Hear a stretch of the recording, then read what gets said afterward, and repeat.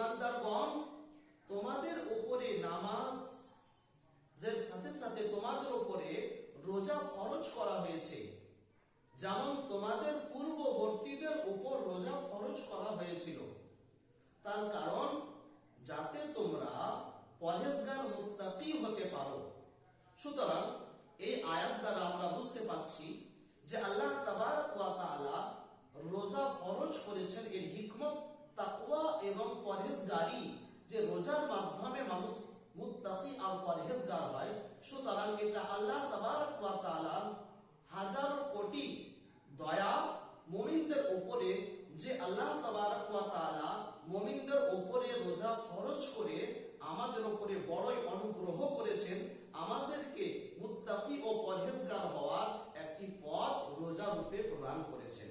তাই রোজা ফরজ করা হয়েছে মুত্তাকি হওয়ার জন্য।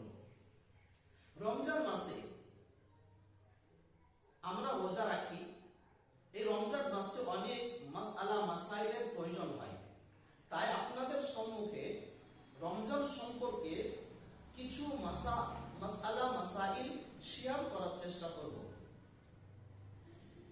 1 নাম্বার, রোজা অবস্থায় ঠান্ডা লাগা বা হাঁপানি রোগীদের জন্য শ্বাস প্রশ্বাসের, যিনারা রোগী, যিনাদের শ্বাস প্রশ্বাসে কষ্ট হয়, শ্বাস নিতে কষ্ট হয়, এই ধরনের ব্যক্তিদের জন্য রোজা অবস্থায় ইনহেলার বা গ্যাস টানা ব্যবহার করা যাবে কিনা, যদি ইনহেলার ব্যবহার করে তো রোজা ভঙ্গ হবে কিনা।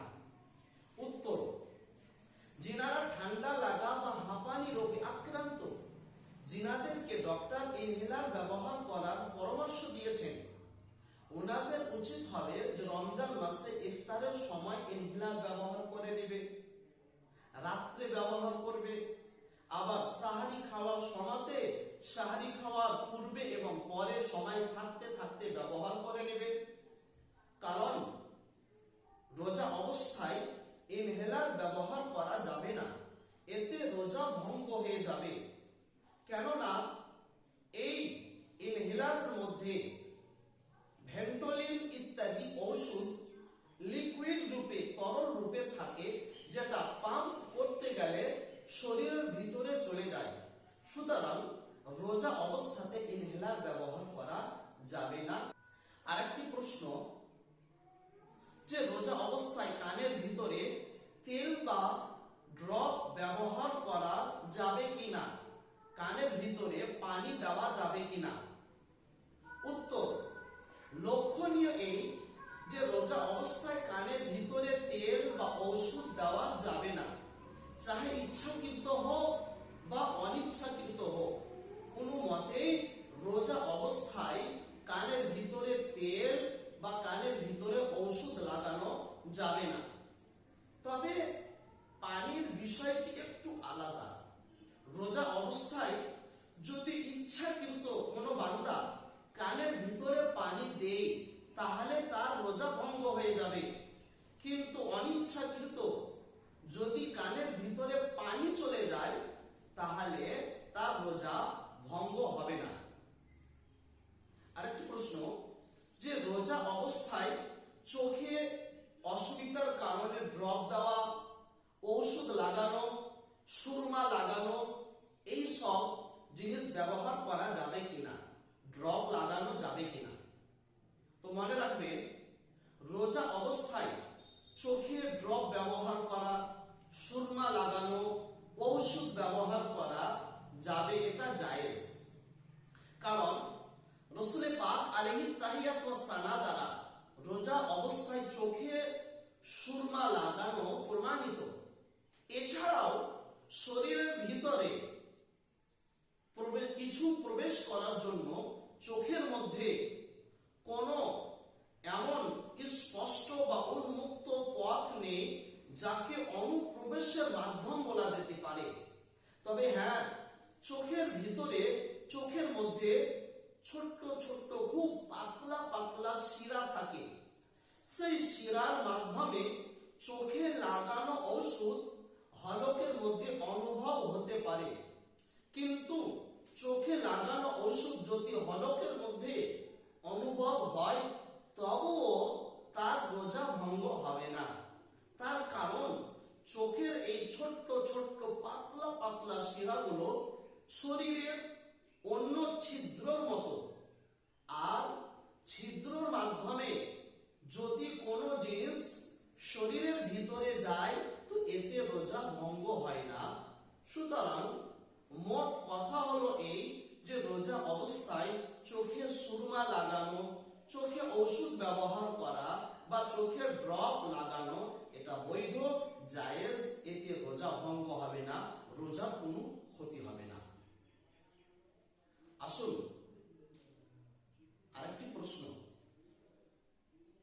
যে আমাদের সমাজে একটি অত্যন্ত গুরুত্বপূর্ণ বিষয় খুব পরিচিত। আমরা ছোট থেকেই শুনে আসছি যে যেই মুমিন বান্দা, যে মুসলিম বান্দা শুক্রবারের দিনে ইন্তেকাল হয়ে যায় বা রমজান মাসে ইন্তেকাল হয়, এই ধরনের ব্যক্তিদের জন্য কবরের প্রশ্ন হবে না।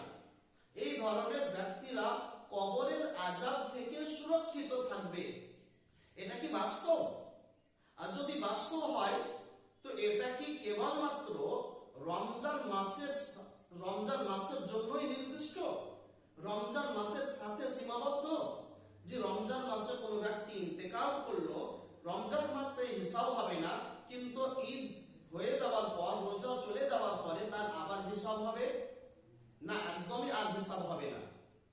এর উত্তর শুনুন। যেটা আমরা শুনে এসেছি এটা 100% হক কথা।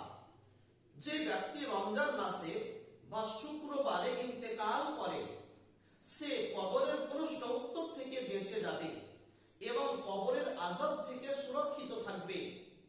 হুজুর আলা হযরত মুজাদ্দিদে দ্বীন ও মিল্লাত, ইমামে ইশক ও মুহাব্বত হুজুর শাহ আহমদ রাজা আলাইহির রহমত ওয়া রিজওয়ান নিজের পরিশুদ্ধ ফাতাওয়ার কিতাব ফাতাওয়া রাজাবিয়া খণ্ড নম্বর 4 পৃষ্ঠা নম্বর 124 এর মধ্যে তিনি লিপিবদ্ধ করেছেন যে যেই মুসলিম উল্লেখিত দিনগুলোতে, অর্থাৎ শুক্রবারের দিনে বা রমজান মাসের দিনে, রমজান মাসে যদি কেউ ইন্তেকাল করে সেই ব্যক্তি কবরে মুনকার নাকিরের প্রশ্ন উত্তর থেকে বেঁচে যাবে, প্রশ্ন উত্তর থেকে বেঁচে যাবে এবং কবরের আযাব থেকে নিরাপদে থাকবে।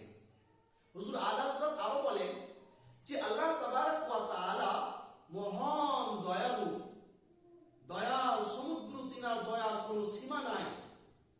হুজুর আলা হযরত বলেন যেহেতু আল্লাহ তাবারক ওয়া তাআলার দয়ার কোনো সীমা নাই, সুতরাং এমন হবে না যে এই সুযোগটি কেবলমাত্র রমজান মাসের জন্যই হবে, রমজান মাসের পরে আবার হিসাব হবে, এরূপ হবে না।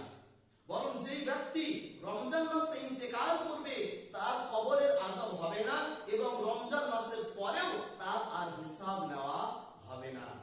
সুতরাং যে ব্যক্তি শুক্রবারে রমজান মাসে ইন্তেকাল করবে সেই ব্যক্তি মুনকার নাকিরের প্রশ্ন উত্তর থেকে সুরক্ষিত থাকবে, কবরের আযাব থেকে সুরক্ষিত থাকবে